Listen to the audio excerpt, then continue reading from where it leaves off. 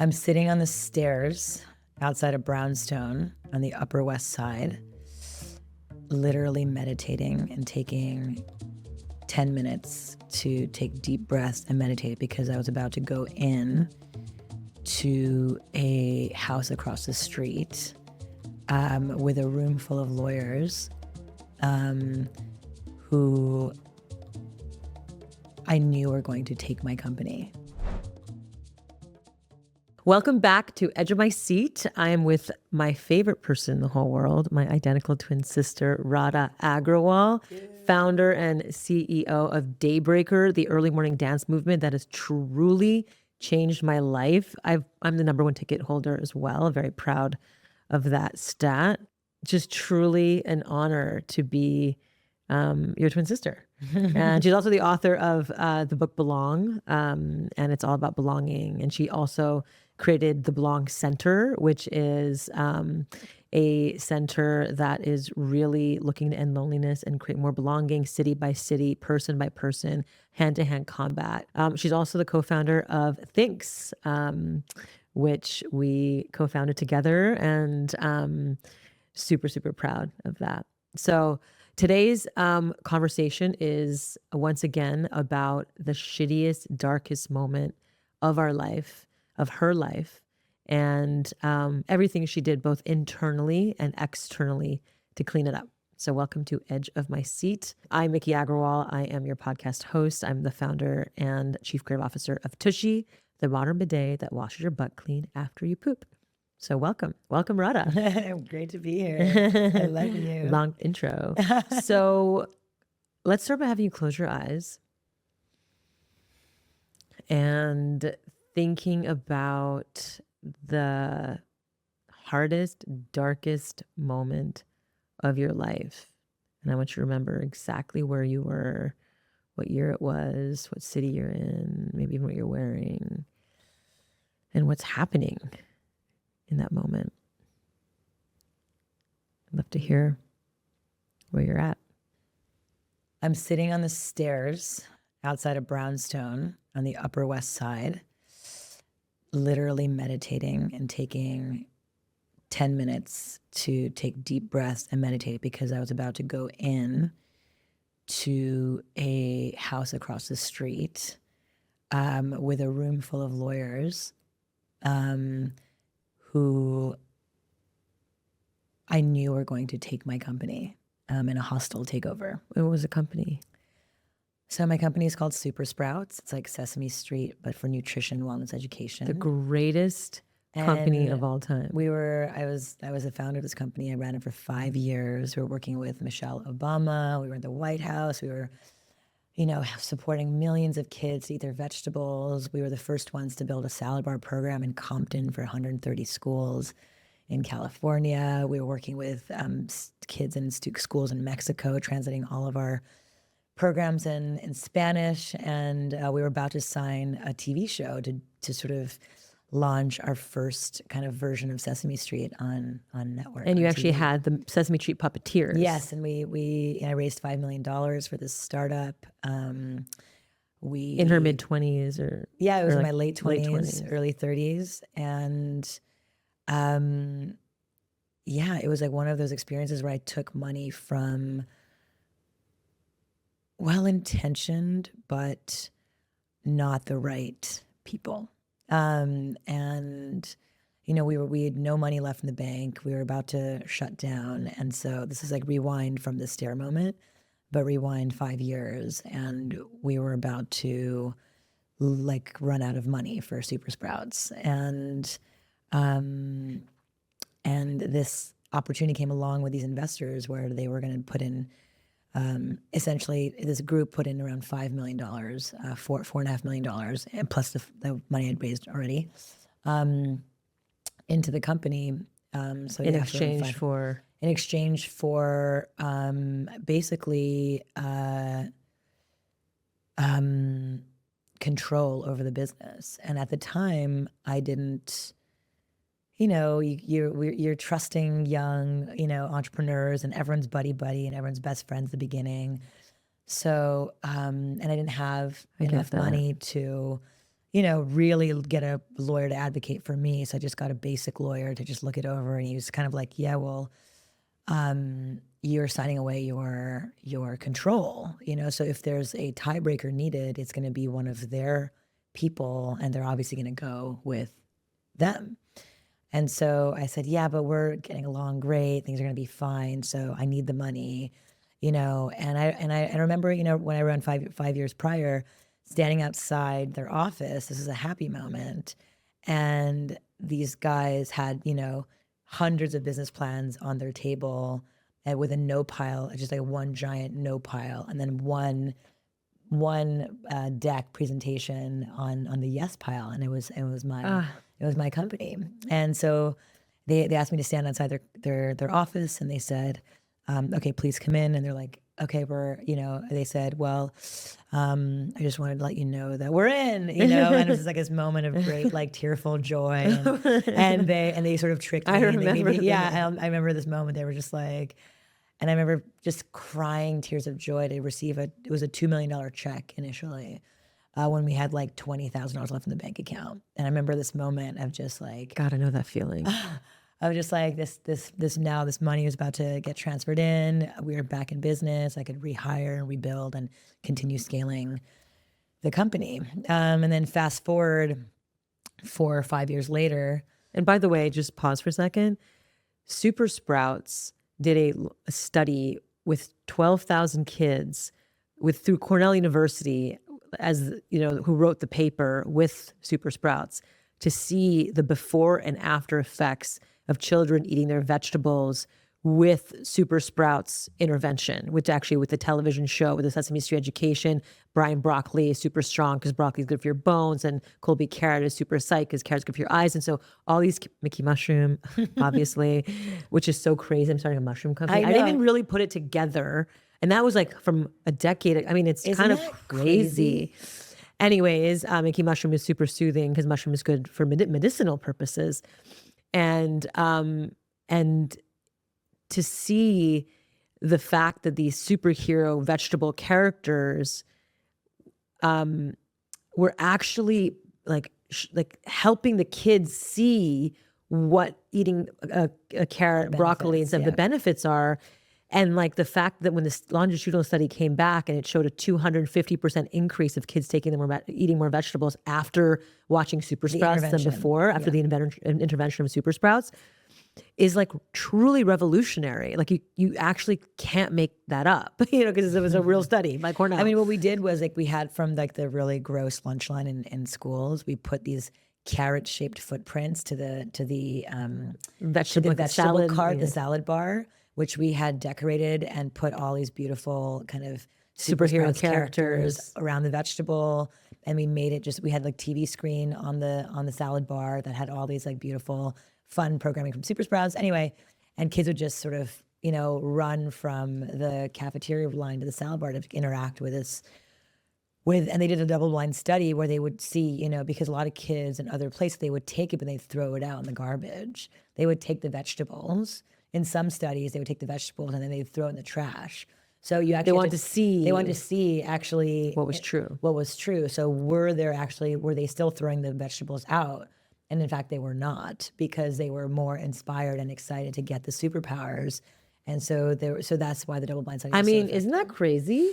So it was really working, and it was really on its way. It was on its way. We're about to, again, and I just couldn't figure out how to manage up. I just was like, you have to manage your investors, and we were just so not aligned in our values and our shared kind of like sort of mission.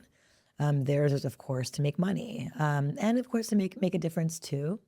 And I think inevitably in any relationship between investor and founder, there's going to be initially this sort of like connected path of like, we all want to do this together, but eventually a divergent path where they want, sort of an exit, money, profit, and then we want impact. So exit, impact.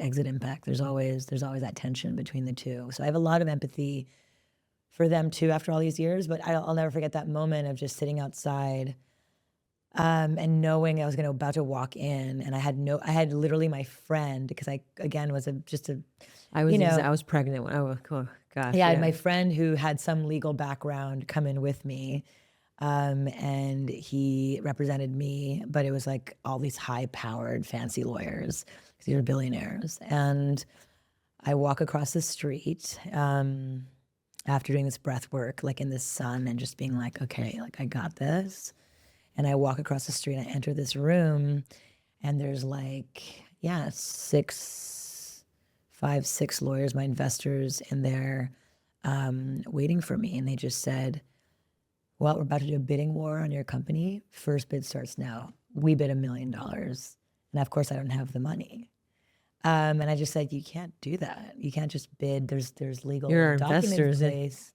And they just said, we just voted on it that we're going to do A bit. a bidding war for the business. And it's just like, and I guess I could have looked into my rights and I could have fought it. Yeah. But I just said, and I just remember my heart pounding through my chest. And I was like, again, never had dealt with anything like this in my life. And, looking across the table and seeing just these sort of solemn faces when they were my allies and my champions just a few years prior, it was, it's an experience I'll never forget. And, it's interesting. As we were Supersats was growing, we launched also Thinks, a Kickstarter campaign. We also launched Daybreaker, which was my dance party, and both Thinks and Daybreaker were on. It's like, the Kickstarter got funded for Thinks, which was amazing, and Daybreaker was, on this meteoric rise, sort of like accidentally. It was meant to be the side hustle, just a fun project of just throwing dance parties, because I didn't want to let my hair down as an entrepreneur, working 100-hour weeks, wanting to still have fun as a young person. So I started this little side project called Daybreaker, and it started just exploding, and we grew. We were, at the time when this moment happened, when I walked in this room, we were in like 5 cities. We were in New York, LA, San Francisco, Chicago, San Francisco, London. And they didn't try to take it. And they did. They said, given that you are working on this project while you are still under contract with us, we would like to have a piece of Daybreaker. And that's when I said, no, I'm putting my foot down. I'm not going to have you bully me here too. And that's when I just said, I just have to leave. And I just, and I just had to leave 5 years of my life with nothing to show for it. I left with basically $0. And 5 years of love and 100-hour weeks put into this project, and With so much it was impact. devastating. Yeah, it was. And honestly, like by then I was also a public speaker, so I was speaking on stages all around the world on entrepreneurship, on social entrepreneurship, and I'll never forget being on several stages and talking about Super Sprouts and having to get off the stage and go to side stage to just compose myself, because I just would I burst into tears in front of the audience. And it was just this like wild moment of, wow, like sort of, just of growing up and of learning to protect yourself and to mourn and go through the mourning process, to not just like bottle it up. How did you mourn? So I will say that what helped me through it was Daybreaker, was dance. And I just threw myself into growing Daybreaker. Yeah. And I just said, the more I dance, the more this community scales and grows, the more I can heal through that. The devastation was my first baby. So I just started working full time on Daybreaker, and all of a sudden, within 18 months, we were in 20 cities, So just like I realized, if I put my attention and intention into whatever I do, that it can work, that my passion, and what was amazing is like, I actually healed myself on the dance floor, just like, taking that time to sort of kind of find the middle. And I'll never forget these moments too, of just like being in the middle and just crying and crying. Yeah. Yeah.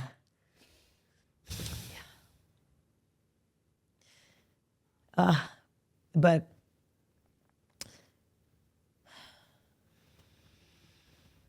yeah, dance is the most healing technology, the most spiritual technology that exists. And we've been through it. You've been through it with things as well.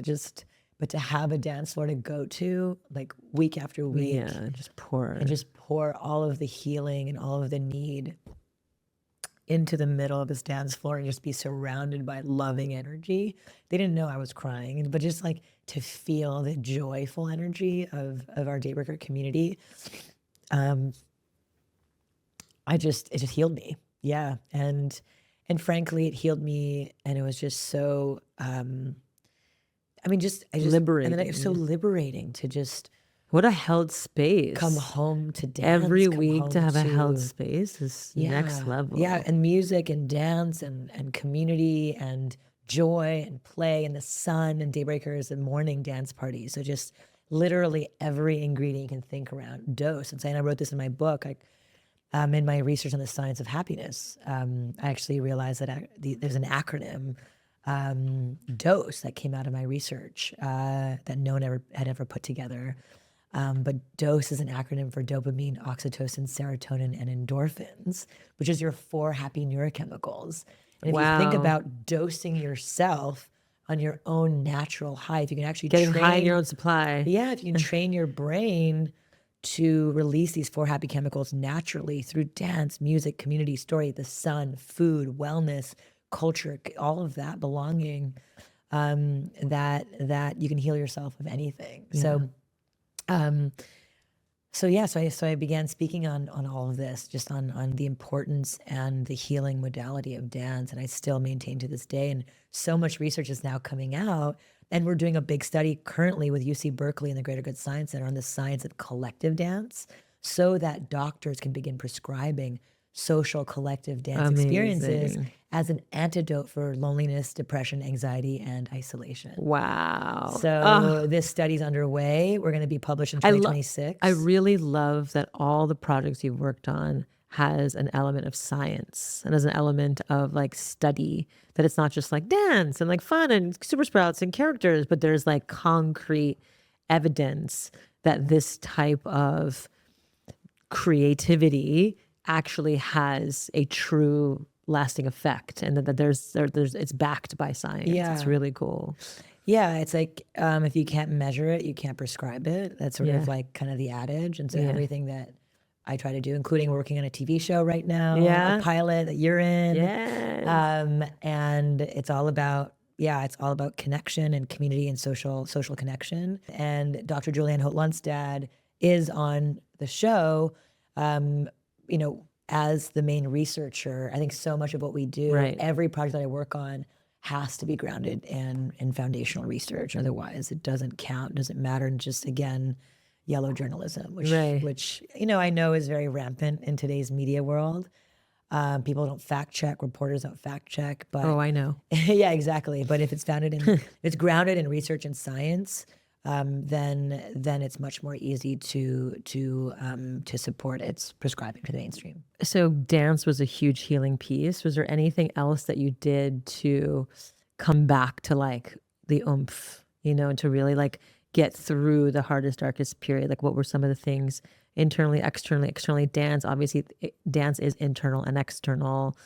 Dance is a technology. Dance is a healing technology. Yeah. Dance is a potent, joyful healing technology. Yeah. It's a celebratory healing technology. It's also a trauma healing technology. There's all these studies around the world that, including in refugee camps, where they do this something called shake and dance, where you just shake your body to music and you dance for like 5 minutes, 10 minutes, and that's all you need to just move yourself into a new state of awareness. So if anyone listening, is in a moment of trauma, a moment of struggle, put on your favorite song, get in front of the mirror, meet yourself, and just shake, dance, and move through it, and find your self-expression. Because when you do, it's this reconnection to mind and body that is so currently disconnected. People are, you talk about the loneliness epidemic. Well, I really believe that so much of the loneliness epidemic comes from our loneliness from our Being cut bodies off. being cut off from our minds. We are such an intellectualized, cerebral community with AI coming on. Everything is eyes and ears. You can hear it, you can see it, but you can't taste it, you can't smell it, you can't touch it. We are animals, and no AI or VR will ever replace that. Yeah. No AI or technology will ever replace the warmth of a reassuring hug and the warmth of someone holding your hand and telling you it's going to be okay. 100%. So that technology will never be replaced. It's irreplaceable because of the technology of energy. Yeah. Right? And energy, you just can't manufacture. It is magic to the human experience. And then tell me about Belong Center. So like, what is it that you know, from a healing perspective? Yeah. So it's like people are going through really hard times. What is it about the Belong Center that could turn someone's life around in a positive way? You know, so our mission for Belong Center came from actually writing my book. And it was a dream, 7 years ago when I was starting to write my book, Belong. Our subtitle is Find Your People, Create Community, and Live a More Connected Life. And it's like I share the subtitle because it's so important to talk about finding your people. And even today, so many of my friends who are party friends who love going out, they call me and they just say, or I see them at a party and they're just like, it's fun to see everyone out and about, but when it comes to having confide in someone, confidants, right? It's not how many connections that you have; it's how many confidants. With whom I have so can many you? confidants. Yeah, with I have whom too can many. you? Right, with whom can you confide in? That is actually the measure of wealth, right? So the mission for Belong Center is to not only end loneliness, but mainly to build a culture of belonging for people on the planet.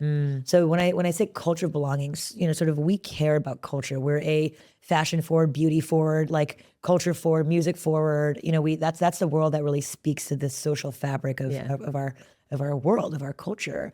And yet so much of the loneliness sort of pandemic sort of is pathologizing and prescribing antidote. So it's like, oh, something's wrong with you. Let me fill you up with SSRIs, meds. Let me fill you up with programs that I would never go to. They're so fucking boring. Yeah. Like I would never go to these things, But how can we actually create programs and experiences that are fun, that are celebratory, that are meaningful, that bring people together, that sort of creates a third space, right? So it's like Belong Center is a third space. So it's like you go to home, you go to work. There's no third space, right? So we want to build a third space, like a community center 2.0. Love they that. can go, and there's a lot of study on third spaces. Like we need third spaces to go to. And right now it's gyms are third spaces. Right. But it's like you go there, Yoga you kind of, no one's talking to each other, everyone's in their studios. headphones. No one's like, they want to, gyms are now spaces of efficiency. You go and you pump and you get out. Yeah. They used to be places of social connection, right? And so where are the third spaces these days? Like YMCAs, you go to swim, but you're not going there to actually meet people the way we used to go to YMCAs. Yeah. So Belong Center is meant to be a third space where you can actually go and you circle up with people and you practice how to connect and you practice how to belong to yourself so that when you go out in the world, it's your check-in. Like Belong Center is your check-in space. Yeah. So that's one mission of Belong Center, but we have 4 tentpole missions for Belong Center. One of them we're announcing this year is a social connection core. It's like the Yellow Jackets program. So you're going to be wearing yellow jackets and you're going to go out in the community and we're going to do all kinds of belong, kind of like the Peace Corps or the AmeriCorps. We're going to put people in yellow jackets, like the bees, but we're going to reframe kind of these sort of kind of the yellow jacket concept because yellow jackets can be kind of like scary bees, Yeah. But actually, if you really research them, they're really loving. They really kind of. I didn't realize yellow jackets was like a type of bee. But okay, so what's a yellow jacket? So yellow jackets is a concept where we're going to put volunteers all across the country to wear these yellow jackets, to go into coffee shops, to go into kind of walk around the neighborhood, to go into sort of spaces, go into schools, parks, neighborhoods, and just walk around and either partner with schools, partner with hospitals, partner with community centers, partner with all parks, and just walk around. And we're going to basically brand yellow jackets as someone you can go and talk to. Something that will help you matchmake you to values aligned friends. Yeah. So let's say you walk up to a yellow jacket and you're like, hey, I just moved to Austin, Texas. I don't know anybody. And this yellow jacket will say, oh my God, come on and let me matchmake you. Let me find, using our AI models that we're building, to matchmake you with values aligned community members who are in the proximity space. I just wonder if there's a way to do it where it's not like someone stopping with a clipboard. No, no, You know no. what I mean? Like, no. You're going to be basically yellow jackets are going to go into hospital. So people are coming Right, out of surgery, already. Yeah, have yeah, yeah. nobody to help them. Kind of will come and talk to you, or someone Yeah. who's in a school or in a park or wherever, in a coffee shop. Yeah. And it's just like they're just there to like mill around, connect, sure. and we're building a whole like Yeah. epic program and curriculum that's going to seamlessly integrate these yellow jackets into places people already are. I love right? it. Because you can be alone together in the airport. You can be alone together in a hospital. You can be alone together in a school. You can be alone together in a park. Be alone together in a gym.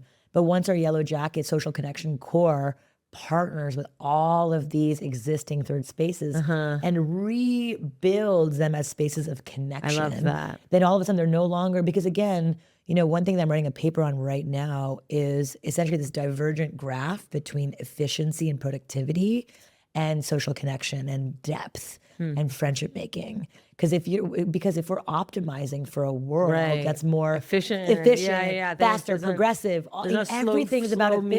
efficiency. Yeah. It's not about having a slow meal. I want to have 5 hours of time to get to know you.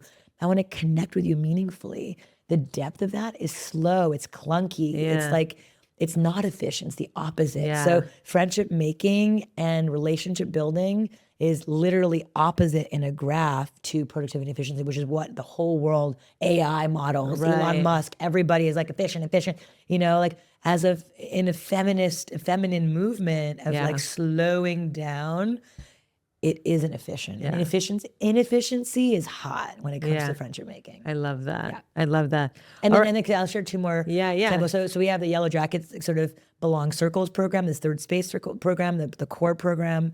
And then we have 2 more programs, which is we're doing a block party challenge this year. I love that. So we're launching 10 block parties all across America this year. And then we're going to invite America to basically do block parties all across neighborhoods on one specific day or a week every single year. So all of America knows that we can actually come out, meet your neighbors, get to know each other, have fun. It's not just a regular block party where you go and you drink beer and you whatever, get wasted and that's it.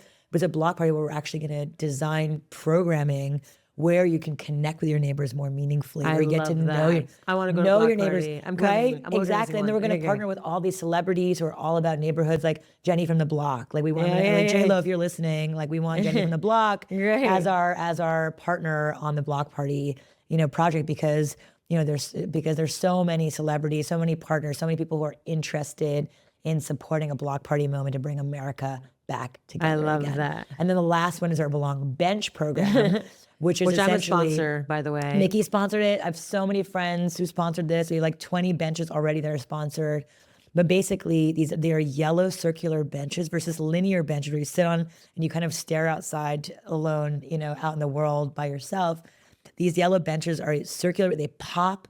They feel like art, kind of like art installations, permanent art installations, where you sit down and you're kind of like forced to connect because you're sitting in the circle with people around you. So it's and then we have a QR code on the benches that you can scan, and it sort of leads to 20 questions to make a new friend, 20 questions to love fall in it. love, like playlists to listen to that can connect you more deeply, or like podcasts around connection that we're gonna create for this So project. good. So there's all kinds of programmatic elements that we're doing that's gonna be a QR coded on the bench for anybody who can sit down and then begin that sort of reconnection process to their communities. It's just so important, so beautiful to have people And like it's you fun. thinking about this. The most stuff. important thing Yeah. about this project for Belong Center is that it's fun. It's meant to be connecting, fun, playful, Yeah. exciting versus like a hotline. I Right. love hotlines. Like there's a space and use for them, but we're a preventative space for culture making, Yeah. culture building. I love that. And that's what's so important. For this moment. I love that. I mean,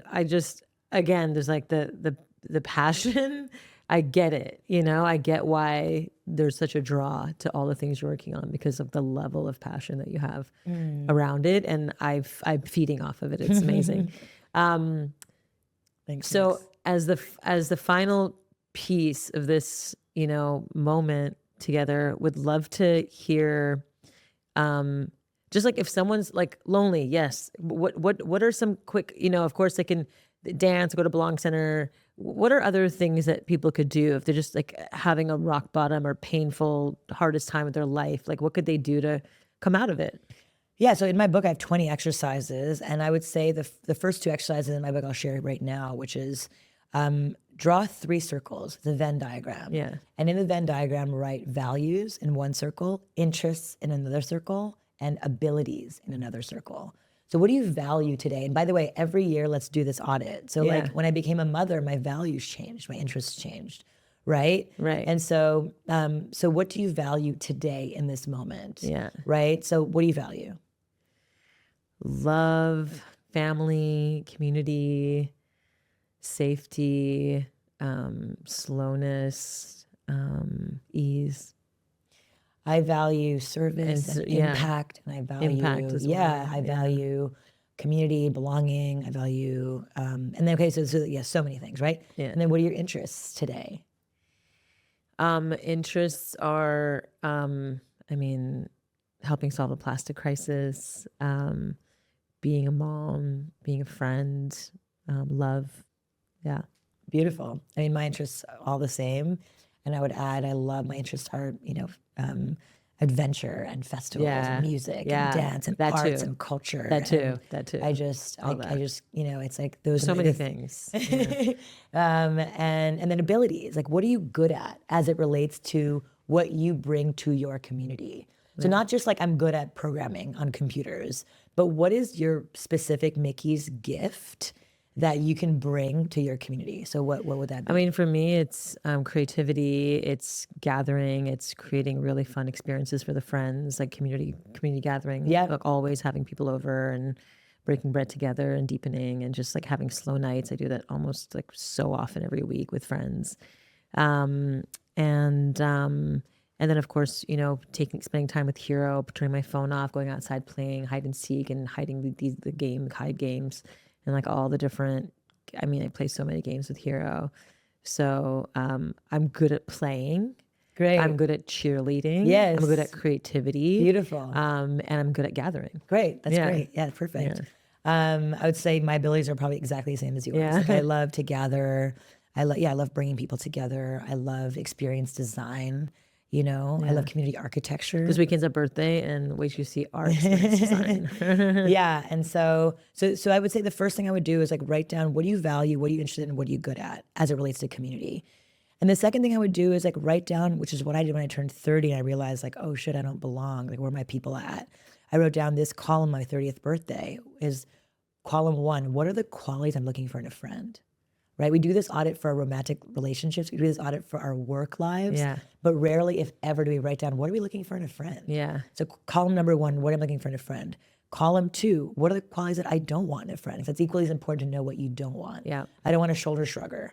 I don't want a negative Nancy who's always like, shitting on all my ideas. Like, I don't want someone who's just going to be like, this is stupid, maybe, Yeah, or like what you said. friend. It's like when you're like, oh my God, you have a good day. You're like, it was all right. It's like you want someone who's gonna be like, it was amazing. It's like that's the kind of what do you want, what do you don't want.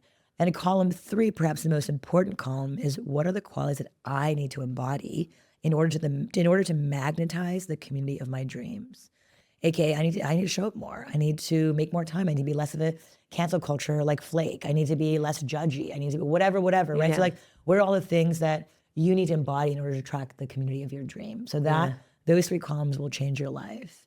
And it really changed mine because, and again, once you get to know your own inner landscape, then to go out, what I did was it's a basic thing. Again, it's in my book, all of this is spelled out, but I'll share it here.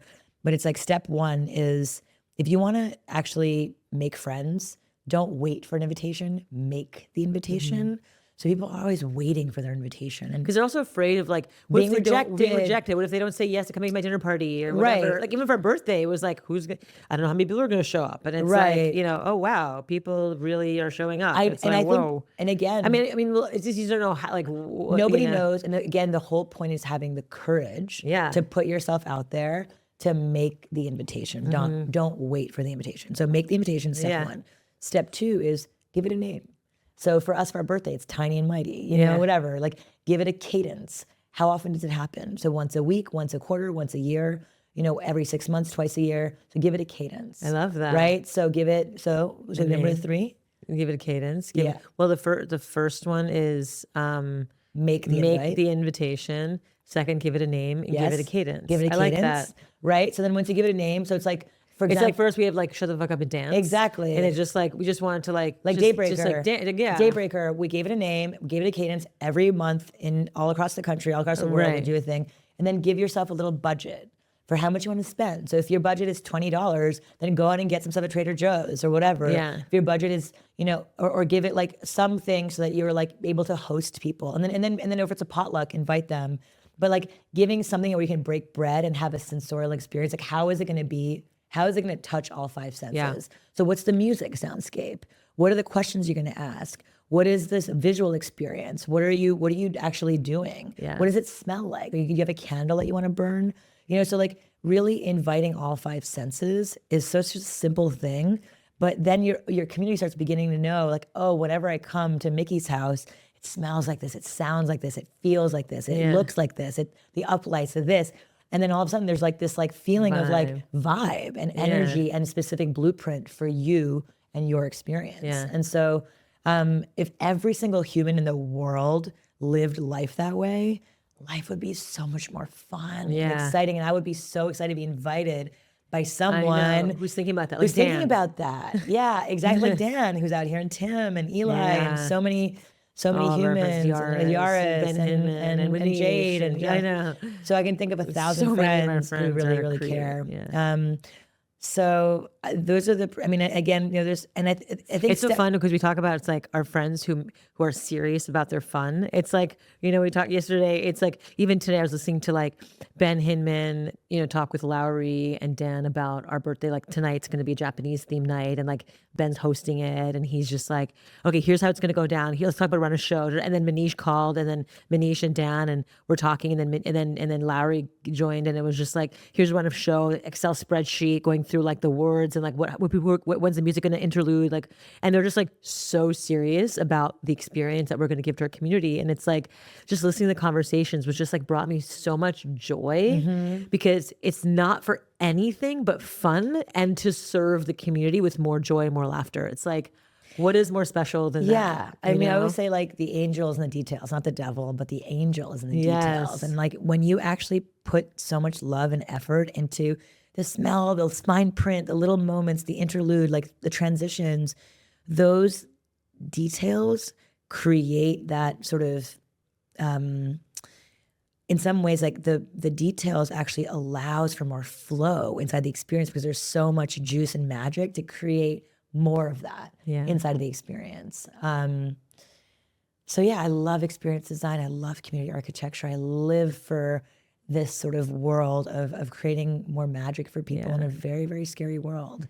We're living in a very turbulent time right now. And again, AI and, humanity is sort of like at a crossroads for the very first time. With the leadership. I mean, literally today, they just announced the very first AI robot assistant for $200 a month that can do all tasks, all of the ordering, all the things for you. And it's just taking away all the humanity of having someone who can support you in a meaningful way. You're not getting replaced by an AI robot ever. Okay. All right. But all this to say, it's just like we're living in a very wild time where things are moving at breakneck speed. Yeah. And as humans, to maintain that sense of like the 5 sense energetic landscape is more important than ever. Yeah. Amazing. Well, this is, I want to go out and make more friends. I mean, I feel like I think we've, really cultivated that muscle over the many years, throwing birthdays and gathering and daybreakers and just quarterly, whatever party, and I think, the most amount of wealth comes from the connections that we have. It's true. And the community started with us. So yeah, I like literally don't know what I would have done with the Super Sprout stuff if it wasn't for friends, if it wasn't for a community, if it wasn't for the dance floor. Yeah. So yeah, and it wasn't for you. Yeah. Yeah. Yeah. I mean, we're lucky. We're lucky. With what matters. So if people want to find you and find all your work, where can people go? They can go to daybreaker.com. Yeah. They can go to belongcenter.org. Yes. I also teach a course, a 6-week masterclass on community building and building movements.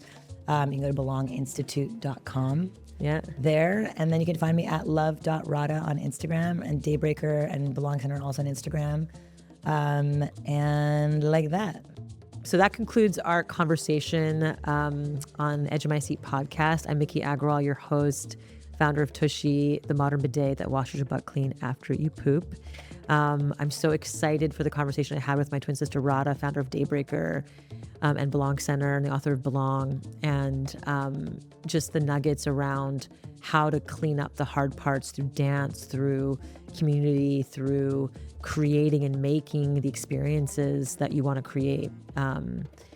And if you're really into this podcast and you really liked what you listened to and saw, then would love for you to support TUSHY. Go to hellotushy.com. We have over 2 million customers who love the TUSHY bidet. It is just like, it's kind of savage if you don't wash your butt at this point.